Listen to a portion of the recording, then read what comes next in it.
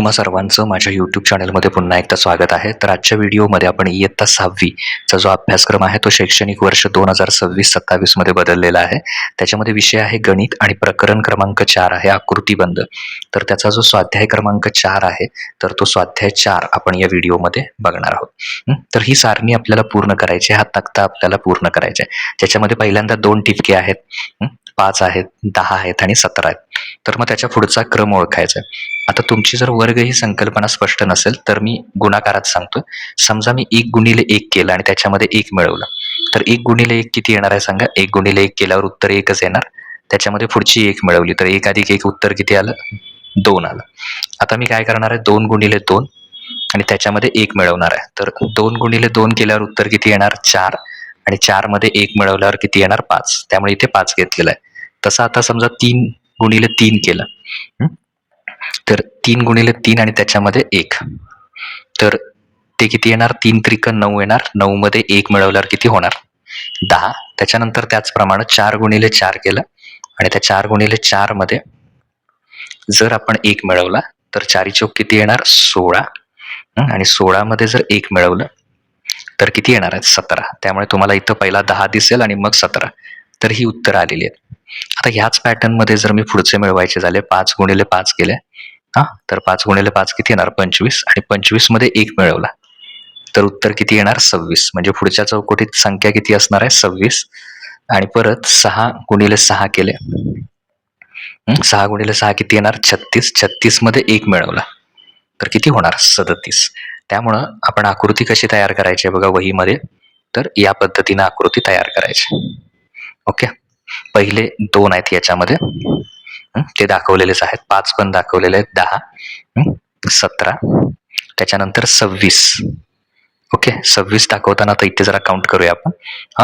1 2 3 4 5, 5 1 5, 5 2 10, 5 3 15, 5 चौक 20, 5 5 25 आणि फक्त 1 दाखवा. 1 2 3 4 5, 5 5 25 आहेत. तर हे सगळे रफ करा. थोडंसं इथे ड्रॉइंग हे होताना असं झालंय. फक्त आता इथं 1 ठिपका जास्त घ्या. सॉरी, तर इथं फक्त 1 जास्त घ्या. म्हणजे किती होणार? ते 25 आणि 1 26.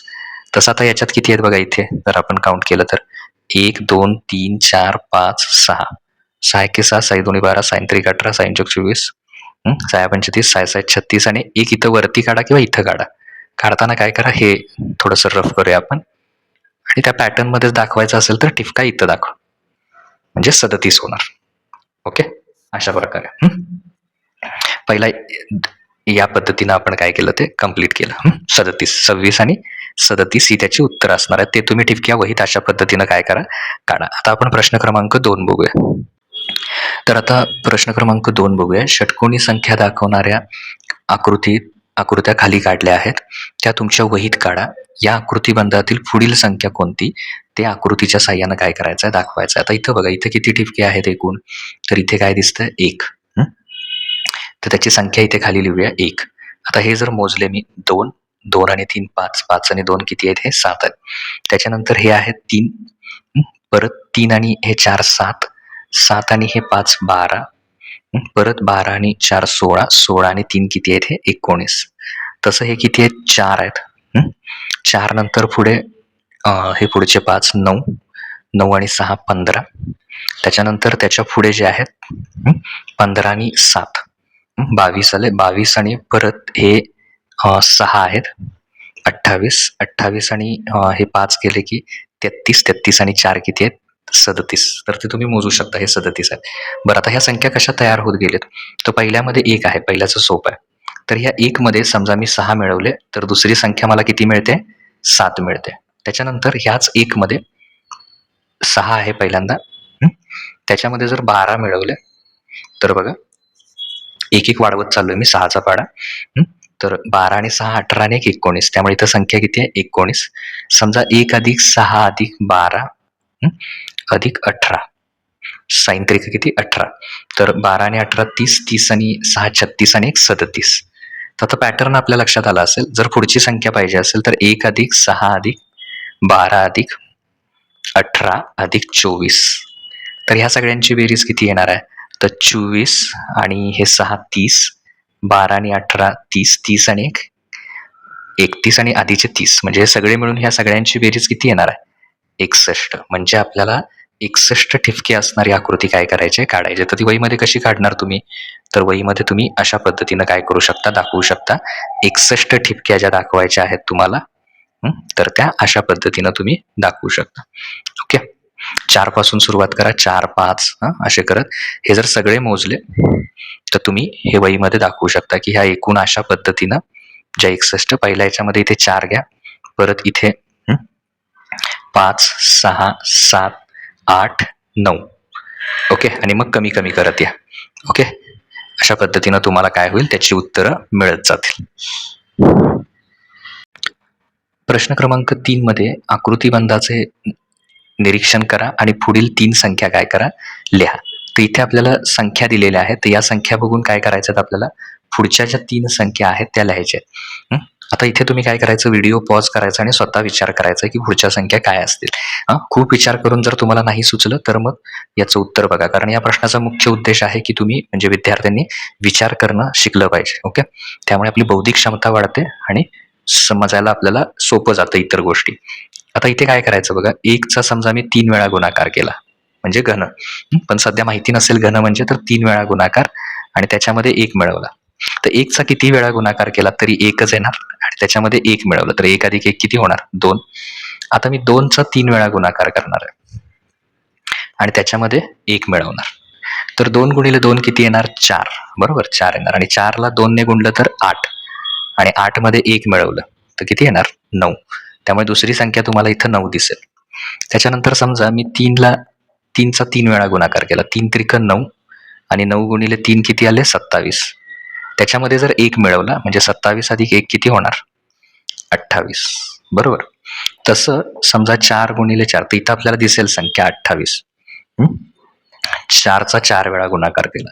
4 चोक 16 आणि 16 चोक 64 आणि 64 मध्ये जर 1 मिळवलं म्हणजे 64 अधिक 1 किती येणार आहे? 64 अधिक 1 65. तर इथे आपल्याला संख्या दिसेल 65. आता तुमच्या पॅटर्न लक्षात आला असेल तर हे काय लिहू नका इथलं जे 64 किंवा इथे 9 लिहिलंय ते समजण्यासाठी मी लिहिलंय. ओके. आता पॅटर्न लिहित असताना पुढचं समजा मी असं लिहिलं. पुढची संख्या पाहिजे असेल तर 5चा किती वेळा गुणाकार करायचा? 3 वेळा अधिक 1. 5 गुणिले 5 किती येणार? 25. आणि 25ला परत 5 ने गुणलं तर किती होणार? 125. त्याच्यामध्ये 1 मिळवला तर पुढची संख्या किती येणार आहे? 126. तसं 6 गुणिले 6 गुणिले 6 6 गुणिले 6 किती येणार? 36. 36ला परत 6 ने गुणलं तर 216 आणि त्याच्यामध्ये 1 मिळवला तर किती होणार? 217. तसंच समजा आपण 7चा 3 वेळा गुणाकार केला.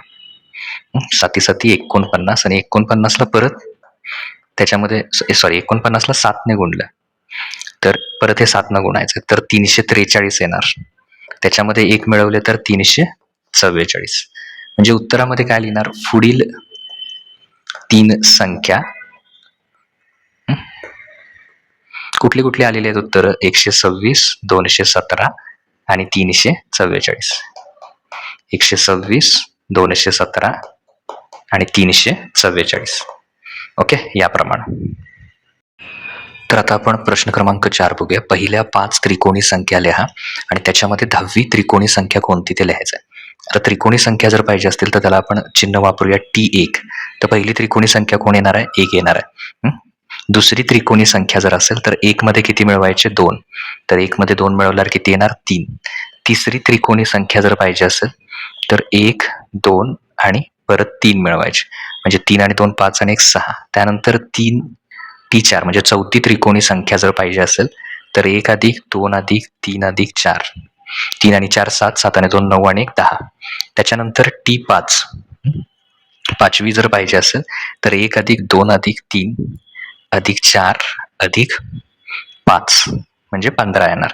कारण आधीची बेरीज 10 आहे त्याच्यात आपण 15 मिळवले.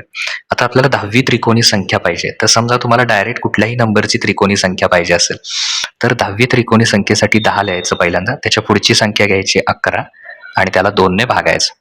तर तुम्ही 10 गुणिले 11 करू शकता, मग 2 ने भागू शकता किंवा असं करा 2 के 2 2 पंचे 10. मग आता किती राहिले हे? 5 गुणिले 11 तर 11 गुणिले 5 किती आले? 55 म्हणजे 10वी त्रिकोणी संख्या काय असणार आहे 55. ते इथं शब्दात लिहा 10वी त्रिकोणी संख्या 55. तसंच याच्यानंतर सुद्धा लिहू शकता पहिल्या 5 त्रिकोणी संख्या खालीलप्रमाणे 1, 3, 6, 10 आणि 15. असं वाक्य पहिल्यानंतर लिहा. इथे लिहा 10वी त्रिकोणी संख्या बरोबर 55. तर आता प्रश्न क्रमांक 5 बघूया. मोज संख्यांची बेरीज चढत्या क्रमाने करत गेल्यास कोणती संख्या मालिका तयार होते?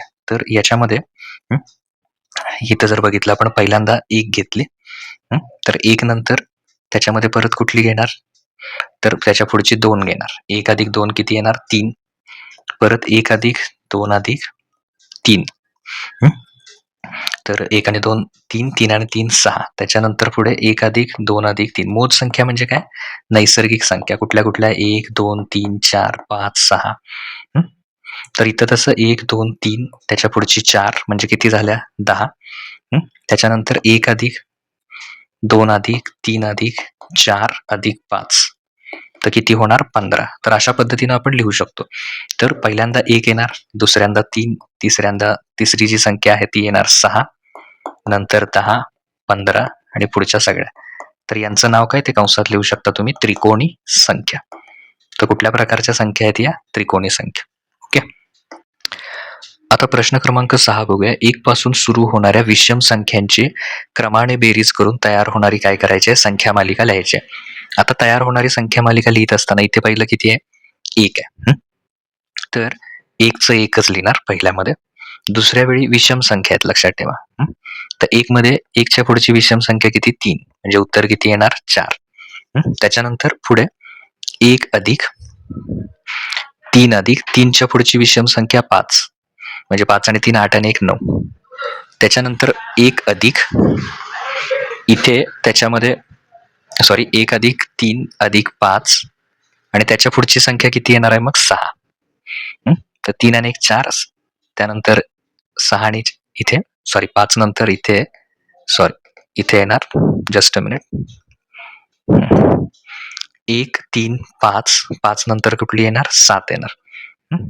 तर ते केल्यानंतर 3 आणि 1 4 4 आणि 5 9 9 आणि 7 16. सगळ्या विषम संख्या घ्यायच्या.